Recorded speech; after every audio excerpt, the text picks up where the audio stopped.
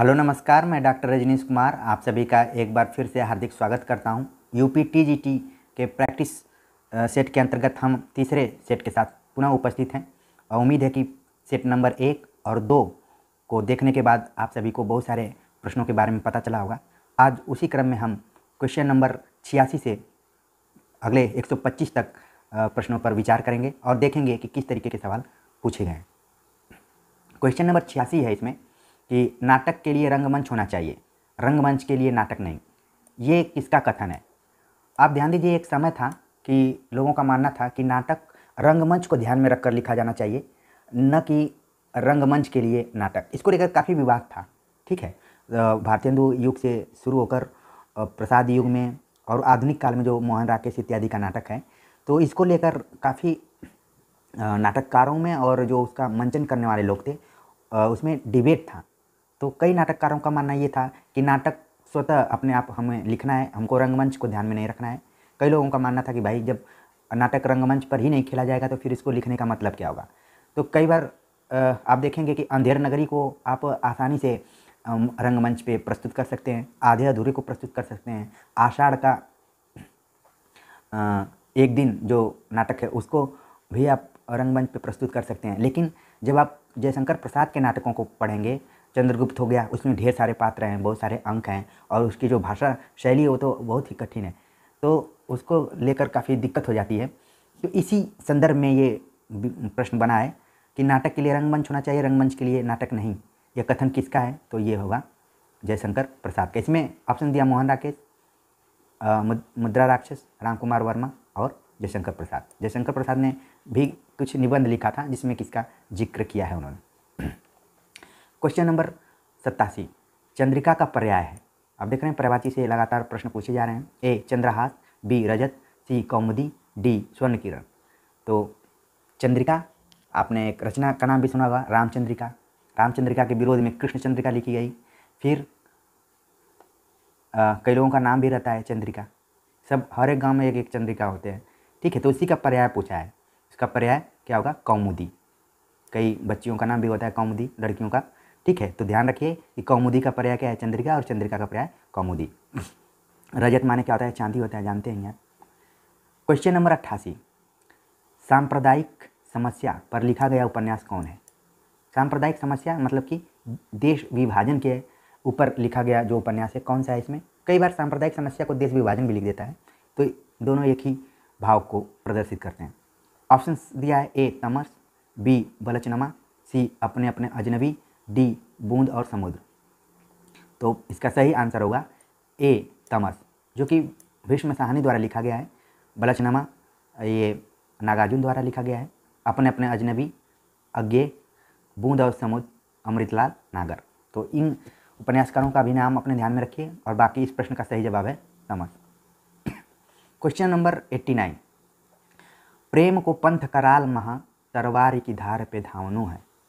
बहुत बार पूछी जाने वाली ये पंक्ति है और ऋतमुक्त कवियों में किस कवि की एक पंक्ति है, यही सवाल कई बार पूछा जाता है। तो ऑप्शन दिया ए आनंद, बी मतिराम, सी घनानंद, डी बोधा।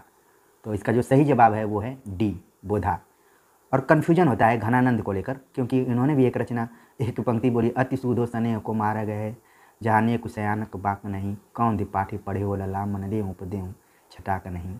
ठीक है, तो ये इन्होंने भी सुजान से प्रेम किया था और बोधा ने सुभान से प्रेम किया था। तो ध्यान रखिए कि उसी को ध्यान में रखते हुए इन्होंने कहा कि प्रेम जो है वो तलवार की धार पर चलने की तरह है, उस पर दौड़ने की तरह आसान नहीं होता है।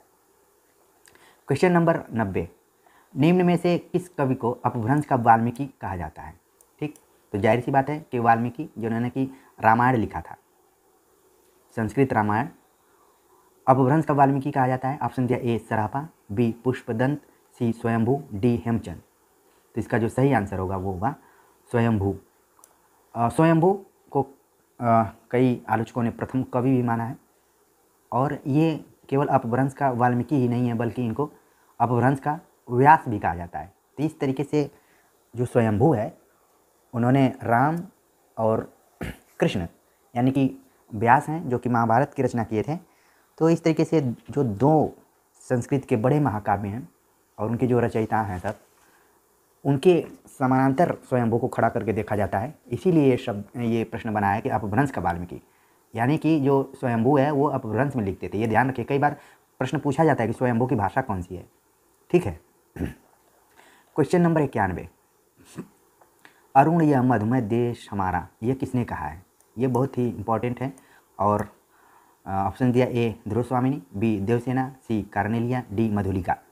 तो जाहिर सी बात है कि ये जयशंकर प्रसाद के नाटक से उद्धृत पंक्ति है और इसको किसने गाया है? तो इसका जो सही आंसर है वो है कार्नेलिया, एक विदेशी लड़की जिसने कि अरुण यह मधुमय देश हमारा चंद्रगुप्त नाटक से लिया गया है। चंद्रगुप्त नाटक की खास विशेषता है कि उसमें बीच बीच में कुछ गीत योजनाओं का भी संग्रह है, उसको बीच बीच में डाला गया है। ठीक वैसे ही जैसे आप बॉलीवुड की फिल्म देखते हैं तो एक तरफ कहानी चलती है बीच बीच में, उसी से रिलेटेड कहानी को विस्तार देने के लिए कुछ गाने भी डाल दिए जाते हैं। तो हो सकता है कि ये जयशंकर प्रसाद की नकल की गई हो। ठीक है। तो चंद्रगुप्त नाटक जब आप पढ़ेंगे तो बीच बीच में कथा के साथ साथ उसमें गीत योजना भी की गई है। कई बार सवाल पूछा जाता है, ये जो मैं व्याख्या कर रहा हूँ मतलब ऐसे ही नहीं कर रहा हूँ, इसको आपको ध्यान में रखना पड़ेगा। क्वेश्चन नंबर 92, खेत कौतुकम किसकी रचना है? Option A Rahim, B Raskhan, C Kavigang, D Dadu Dayal. तो इसका जो सही आंसर है वो है रहीम। रहीम का पूरा नाम है अब्दुल रहीम खान खाना, जो कि अकबर के नवरत्नों में से एक थे और वो रचनाएं भी करते थे। और कबीर दास के बाद रहीम एक ऐसे कवि हैं जो कि भारतीय जनमानस में रचे बसे हुए हैं। रहीम के दोहे काफ़ी फेमस हैं। ठीक है, तो इसको भी आप ध्यान में रखिए। क्वेश्चन नंबर 93, समरस थे जड़ या चेतन सुंदर साकार बना था, चेतनता एक विलसती आनंद अखंड घना था। इन पंक्तियों में कौन सा रस है? तो रस पूछा जा रहा है यहाँ पर। सबसे पहले तो ध्यान रखिए कि ये जो पंक्ति ली गई है कामायनी से है, जो कि 15 सर्गों में है। सन 1935 ईस्वी में प्रकाशन हुआ था।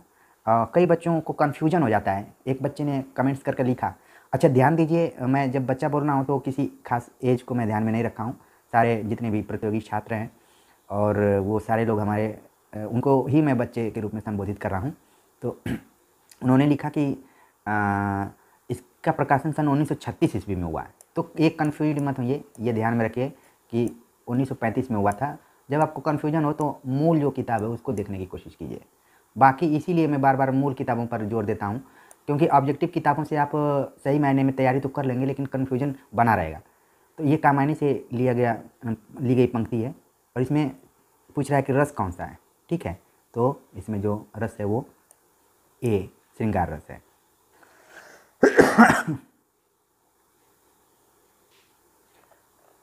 क्वेश्चन नंबर 94, निम्न में से कौन सा उपन्यास एवं उपन्यासकार का युग्म सही नहीं है? तो ऑप्शन दिया ए महाभोज मनु भंडारी, बी आवा चित्रा मुदगल, ठीक है, सी तत्सम राजी सेठ, डी मुझे चाँद चाहिए सुरेंद्र वर्मा। तो नहीं है, पूछा है सवाल। अच्छा इसमें देखिए ध्यान दीजिए, यहाँ पर क्या लिख दिया है, मुझे सूरज चाहिए, जबकि इसका जो सही नाम क्या है, मुझे चाँद चाहिए। तो आप देखिए युग में महाभोज मनु भंडारी ने लिखा है, सही बात है। आवा चित्रा मुदगल ने लिखा है, ये भी सही बात है। तत्सम राजेश सेठ ने लिखा है, ये भी सही बात है। मुझे सूरज चाहिए नहीं लिखा है, बल्कि मुझे चाँद चाहिए, एक तो ये गलत है। तो यही इसका आंसर होगा। ठीक है। क्वेश्चन नंबर 95, क्वेश्चन नंबर 95 देखिए आप, लिखा है कि पाप और पुण्य के चिरंतन नैतिक प्रश्न को किस उपन्यास में उठाया गया है? तो पाप और पुण्य से संबंधित जब भी बात आती है तो उसमें एक खास उपन्यास है जो कि विकल्प में दिया भी गया है। पहले विकल्प देख लेते हैं। विकल्प ए सामर्थ्य और सीमा, बी चित्रलेखा, सी भूले बिसरे चित्र, डी आखिरी दाव। तो इसका जो सही आंसर है वो है चित्रलेखा, जो कि भगवती चरण वर्मा द्वारा लिखा गया उपन्यास है और उसमें पाप और पुण्य की बात की गई है। क्वेश्चन नंबर 96, परमानंद शब्द में कौन सा समास है? ऑप्शन ए तत्पुरुष, बी द्वंद्व, सी कर्मधारय, डी अव्ययी भाव समास। तो समास पर भी मैंने काफ़ी लंबा चौड़ा वीडियो लेक्चर तैयार किया था, आप उसे जाकर देख सकते हैं। जिन लोगों ने देख लिया है अच्छी बात है, जिन्होंने नहीं देखा है वो एक बार दोबारा ज़रूर देखें। तो ऑप्शंस के आधार पर इसका जो सही आंसर होगा वो सी होगा। ठीक है। क्वेश्चन नंबर 97, प्रत्येक का संधि विच्छेद होगा। ऑप्शन दिया ए प्रत्यय प्लस एक, बी प्रति प्लस एक, सी प्रति प्लस एक, डी प्रत्यय प्लस एक। आप देख रहे हैं कि प्रत्येक को कैसे इन्होंने पूरा तोड़ दिया है। तो इसमें जो सही आंसर होगा वो होगा प्रति धन एक। और आप कमेंट्स कर जरूर बताइए कि इसमें कौन सी संधि है। ठीक है। क्वेश्चन नंबर 98, किस शब्द में अ उपसर्ग है? ध्यान दीजिए, इसके पहले एक प्रश्न आया था जिसमें पूछा था कि आ उपसर्ग है, लेकिन इसमें पूछ रहा है कि अ उपसर्ग है। तो इसका ऑप्शन दिया है ए अभिमान, बी अनजान, सी अभाव, डी अवमान। ठीक है। तो उपसर्ग जो कि शब्द के पहले आकर लगते हैं, तो अभिमान में कौन सा है? अभि उपसर्ग है। अनजान में अन उपसर्ग है। अभाव में अ उपसर्ग है। और अवमान में अव है। तो इसके अनुसार सही आंसर क्या होगा? ए होगा, सी होगा। ठीक है, सही answer C. Question number 99, Bihari Hindi की बोली का नाम है। बिहारी हिंदी की बोली का नाम है। तो बोलियों से संबंधित भी एक वीडियो लेक्चर मैंने काफ़ी महत्वपूर्ण तरीके से और ट्रिक के दृष्टिकोण से बनाया है। आप लोग ज़रूर उसको देखिए। मैं देखा हूँ कि उसको कम लोग देख रहे हैं, उसको हल्के में मत लीजिए, क्योंकि मुझे प्रतियोगी परीक्षाओं का अच्छा एक्सपीरियंस रहा है। तो कई बार अलग अलग एंगल से हम प्रश्नों को देखने की कोशिश करते हैं और उसी दृष्टिकोण से वीडियो लेक्चर भी मैं तैयार करता हूँ। तो ज़रूर देखिए, आपका कॉन्सेप्ट एकदम क्लियर हो जाएगा। इसमें सवाल पूछा गया कि बिहारी हिंदी की बोली का नाम बताइए। तो ऑप्शन दिया ए मगही, बी देखिए बघेली को बधेली लिख दिया है जो कि गलत है, लेकिन हम इसको बघेली पढ़ेंगे, सी छत्तीसगढ़ी, डी बुंदेली। तो इसमें जो सही आंसर है वो है ए मगही। अब बघेली किस में आती है? ये पूर्वी हिंदी के अंतर्गत। छत्तीसगढ़ी ये भी पूर्वी हिंदी के अंतर्गत। बुंदेली जो है वो ये पश्चिमी हिंदी के अंतर्गत आती है। तो जब आप उस लेक्चर को देखेंगे तो ज़रूर आपको और बातें क्लियर हो जाएंगी। क्वेश्चन नंबर 100, सर्वेश्वर दयाल सक्सेना की नाट्य कृति का नाम है। ए तिलचट्टा, बी शुतुरमुर्ग, सी अंधों का हाथी, डी बकरी। तो इसमें जो सही आंसर है वो है D. Question number 101, question number 101 है कि निम्न में कौन कथन सत्य नहीं है? ए संस्कृत में 3 वचन होते हैं, क्या ये सत्य है? हिंदी में 2 वचन होते हैं, ये भी क्या है? सत्य है। हिंदी में 2 लिंग होते हैं, ये भी क्या है? सत्य है। संस्कृत में हिंदी की तरह 2 लिंग होते हैं, ये क्या है? असत्य है। तो प्रश्न के अनुसार ये ऑप्शन सही होगा, डी ऑप्शन इसका सही है। क्वेश्चन नंबर 102, उदय प्रकाश द्वारा कौन सी कहानी नहीं लिखी? उदय प्रकाश द्वारा कौन सी कहानी नहीं है? अब थोड़ा सा ये देखिए कैसे वाक्य विन्यास इसका सही नहीं बैठ रहा है।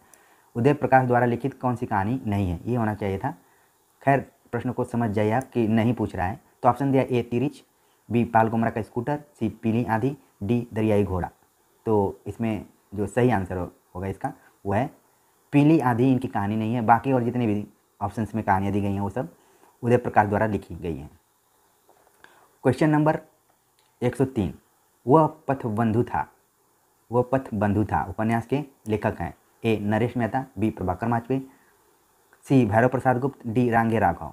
तो इसके अनुसार सही ऑप्शन होगा ए नरेश मेहता।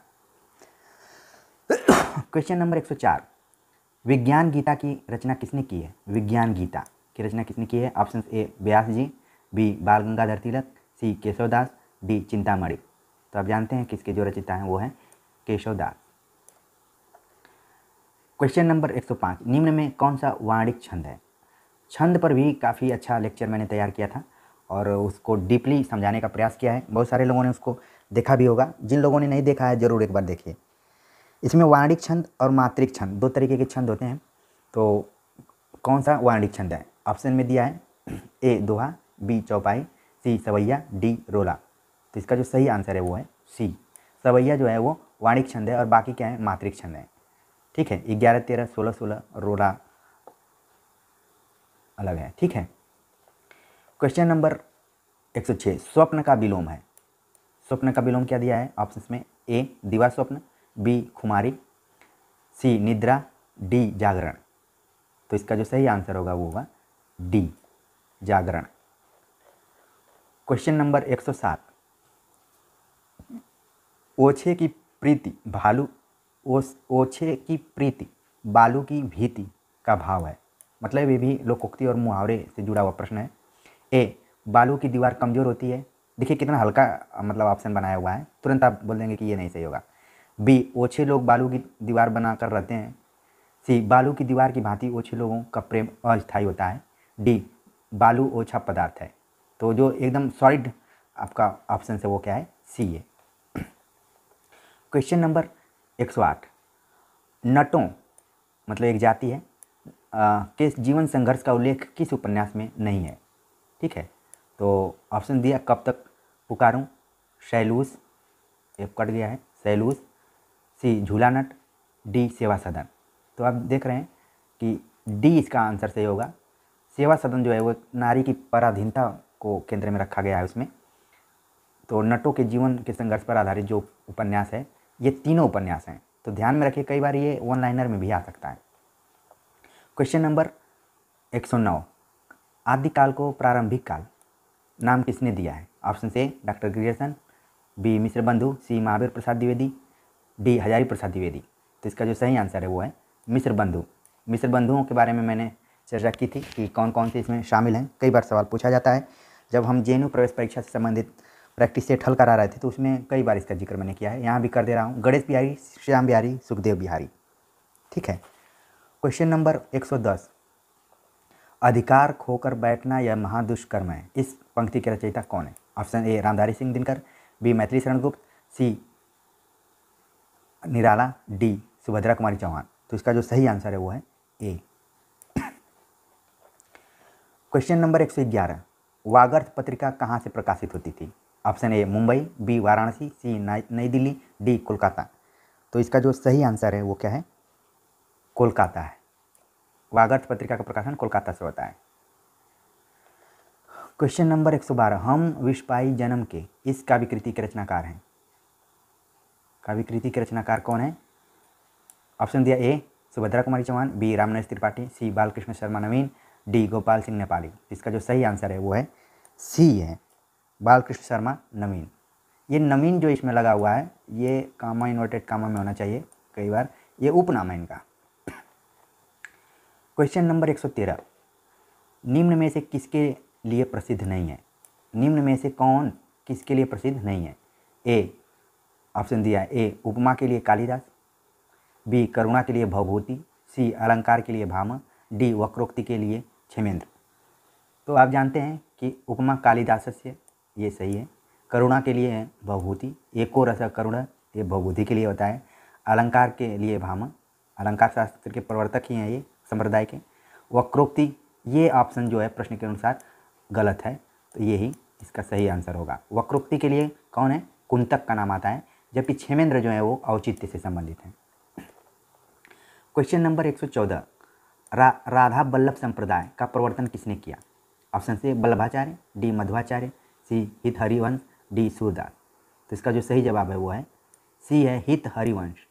बाकी आचार्यों ने अलग अलग संप्रदायों को किया है, उसको आप कमेंट्स कर बता सकते हैं। बाकी इस प्रश्न का सही जवाब जो है हित हरिवंश, जो कि राधा वल्लभ संप्रदाय का प्रवर्तन किया था।